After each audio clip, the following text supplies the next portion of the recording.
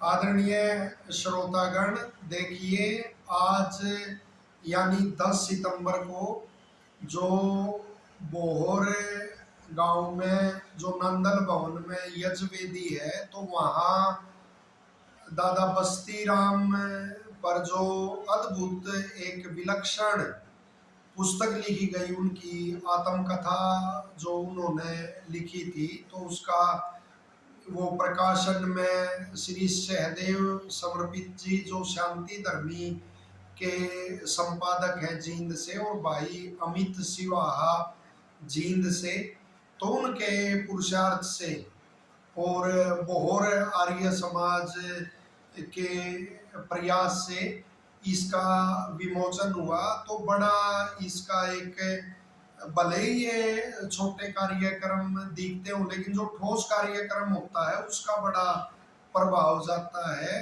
कार्यकर्ताओं में भी आत्मविश्वास बढ़ता है, और जो अधर्मी ताकतें हैं वो भी वो निरुत्साहित ऐसे कार्यक्रमों से होती हैं। किसी भाई ने वैसे ही हमारे को तो इनको बुद्धिमान मान लेते, और हमारे को तो इनकी बुद्धि पे वास्तव में तरस आता है। एक भाई ने पीछे वैसे ही पता नहीं क्या क्या दादा बस्ती राम जी के विषय में भी बोल दिया। ये भी हैरानी की बात थी कि ऐसे मिशनरी के विषय में भी बोला।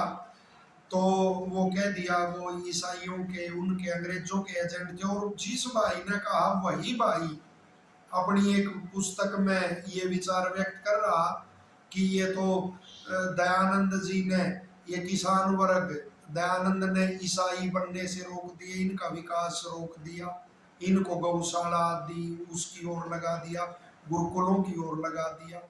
अब स्वयं इसको ईसाइयों का एजेंट कहे या किसी और को। और वरना दादा बस्ती राम जी तो देखो कितने उससे गाते थे श्रद्धा से। नगरकोट जगह पे नगरकोट का मेला जब भरा, तो वहाँ ईसाई लोग प्रचार कर रहे थे, ईसाई मिशनरी। तो दादा बस्ती राम ने कुछ पंक्तियां बनाई, जिनमें से कुछ पंक्तियां हैं कि वो कोई शंका और लज्जा ही नहीं थी, वो प्रचार कर रहे और वैदिक धर्म और हमारे महापुरुषों को पोष रहे। तो दादा बस्ती राम ने पंक्तियां बनाई, कुछ न शंका करे नचीत, बोल रहे वेदों को गडरिए के गीत, ईसा को बता रहे बलशाली, राम कृष्ण को दे रहे गाली, नाहक पोप घमंड करते थे। जो ये पाखंडी हैं, जो पौराणिकता का ठेका लिए रहते थे और आर्य समाज का विरोध करते थे, तो उनके विषय में दादा ने क्या कहा था कि नाहक पोप घमंड रखते थे, नाहक पोप घमंड रखते थे, कुछ न उत्तर दे सकते थे, ऐसे समय में दंडी आया, वैदिक अनहद नाद बजाया। तो वो देखो कि कैसा खंडन और वो ईसाइयों का किया है। और आज एक और बड़ा वो प्रसंग सामने आया कि जिस पर वो बोलना हम अपना कर्तव्य समझते हैं। श्री रणवीर शास्त्री जी आसन गांव से, वो गुरुकुल झज्जर के स्नातक है, उन्होंने भी अपनी पीड़ा सामने रखी कि कैसे ऋषि दयानंद को कोसा जा रहा है। एक समय ऐसा आ गया था, हमारे जो पूर्वजों ने पुरुषार्थ किया, आर्य समाज के धुरंधरों ने जो प्रचार किया कि जो पौराणिक समाज है वो अपना, आर्य समाज को अपना रक्षक मानता था। और वास्तविकता है भी यही कि वो गाड़ी में पंडित लेखराम जा रहे और पौराणिक एक विद्वान बड़े बैठे हुए, और वो पंडित लेखराम कह रहे कि ये ईसाई और जो इस्लाम के प्रचारक है कैसे अपना प्रचार कर रहे हैं, और तुम लोग कैसे निश्चित बैठे हुए हो, ये तो सारा वो धर्म का वही हो जाएगा, बिल्कुल हानि हो जाएगी धर्म की। तो उस पौराणिक विद्वान ने कहा कि जब तक पंडित लेखराम है तब तक किसी की हिम्मत है कि कोई धर्म की हानि करते। तो एक वो समय था। लेकिन हमारे आलस्य प्रमाद ने और इन नेताओं की, इन्होंने आर्य समाज की बिल्कुल ऐसा गेंद बना के वो रख दी आर्य समाज की। तो कहाँ से कहाँ आर्य समाज को ले आए हैं। तो जो भी ऋषि दयानंद की निंदा कर रहा, हम तो यही कहेंगे, दादा बस्ती राम जी कहते थे, एक पंक्ति लिख रखी है उन्होंने कि हाथी यूं ही चलेगा, कुत्ते पूछ फुरकाया करो। के कुत्ता पूछ हिलाता रहे, हाथी तो यूं ही मस्ती में चलेगा। तो आर्य समाज तो ऋषि दयानंद जी, उनका जो वेद भाष्य है, वो जो व्याकरण के ग्रंथ है, महाभाष्य है, अष्टाध्यायी है, निरुक्त है, निघंटु है, ब्राह्मण ग्रंथ है, कैसे उन्होंने हर उसके मंत्र के साथ उनका ऋग्वेद आदि भाष्य भूमिका में देखिए कैसे उनका उल्लेख कर रखा है। तो उनके भाष्य का विश्व में एक ही ऋषि हुआ इसमें, जब से कलयुग का ये समय आया। और उसमें उनके भाष्य का तुम क्या मुकाबला और वो कर सकते हो।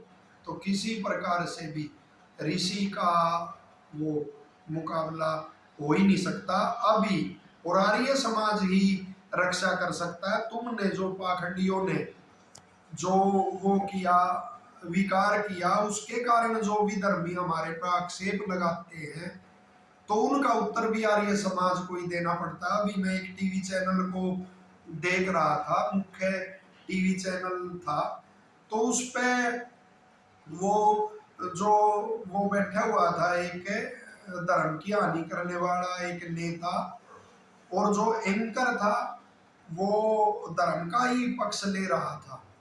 तो वो धर्म को कोस रहा था। तो महाभारत का कोई प्रसंग चला, तो उसने जो धर्म को कोस रहा था उसने तुरंत कहा कि ये तुम क्या मानते हो कि गणेश ने महाभारत लिख दी, और गणेश जी के विषय में उसने वो टिप्पणियां की। फिर जो गणेश पौराणिकों ने जो रूप दे रखा है उसको, उस पर भी उसने टिप्पणी कर दी। और किसी के पास उत्तर नहीं, वो एंकर के पास भी उस समय कोई उत्तर नहीं था। वरना उत्तर तो आर्य समाज के पास ही हो सकता कि कैसे वास्तविक महाभारत का स्वरूप देखोगे, रामायण का देखोगे कि रामायण वाल्मीकि ने लिखी, उसने घटनाओं का ऋषि ने सारा संग्रह करवा, जैसे आजकल किसी का चरित्र लिखते हैं और घटनाओं का संग्रह करवाते हैं, ये रामायण में भी लिखा हुआ है। और ये मान लोगे पहले ही लिख दी थी, वो लिख दी थी, तो क्या जवाब तुम दोगे। इसी तरह से वेद व्यास ने, ऋषि दयानंद जी कहते हैं कि 4400 श्लोक का महाभारत बना, फिर उनके शिष्यों ने कुछ वो श्लोक जोड़े और बाद में ये बढ़ता गया। तो ऐसे उस पर ऋषि को तो कहीं नहीं बुला सकते, वो उत्तर तो ऋषि से ही बढ़ेंगे। और ऋषि दयानंद जी का जीवन देखो, फिर आर्य समाजियों का, प्रचारकों का जीवन देखो, कि भले ही पौराणिकों से मतभेद रहा हो, शास्त्रार्थ भी हुए हो, लेकिन जब भी कोई बाई है उसने यदि पौराणिकों पे भी आक्रमण किया, विदेशी मिशनरियों ने किसी तथ्य को लेकर, तो आर्य समाजियों ने उलट उसको जवाब दिया है। यदि ऋषि दयानंद जी पौराणिकों का खंडन कर रहे हैं और वो अंग्रेज हंसने लगा कोई अधिकारी, तो ऋषि दयानंद ने उलट उनकी ही पुस्तक से वो उस पे ही कोई प्रसंग ऐसा लेकर उनके इतिहास से उन्हीं पे वो ऋषि ने आक्षेप किया। तो ये वो स्थिति निरंतर आर्य समाज का जो पौराणिक है, हिंदू अपने आप को कहते हैं, तो एकमात्र संगठन ऐसा है। और वो उनसे भी निवेदन, अपने मूल को पकड़े, हमारे ये है ना, पहले इस पाखंड से कुछ मिला ना अब मिलने वाला।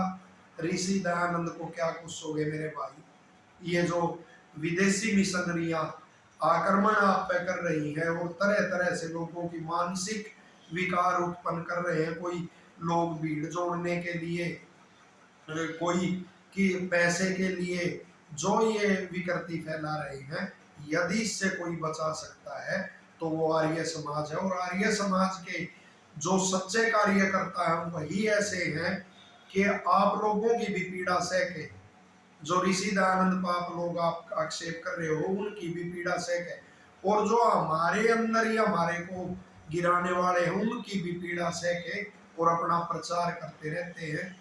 और प्रत्येक आर्य समाजी से वो निवेदन है कि किसी की भी पीड़ा मिले, अपने की या पराये की, ऋषि मिशन में लगे रहो और सच्चाई पे अडिग रहो। वही ऋषि के हम शिष्य हैं। जिस ऋषि ने कहा था चाहे गवर्नर पीड़ा दे फिर भी हम सत्य कहने से नहीं हटेंगे, सत्य का प्रचार करते रहेंगे। किसी सरकार से हमारे को पीड़ा मिले, किसी नेता से हमारे को पीड़ा मिले, अपनों से ही हमारे को पीड़ा मिले, पौराणिकों से हमारे को पीड़ा मिले, लेकिन फिर भी धर्म की जहाँ विकृति होगी उसका उत्तर देने के लिए हम सदा तत्पर रहेंगे। धन्यवाद।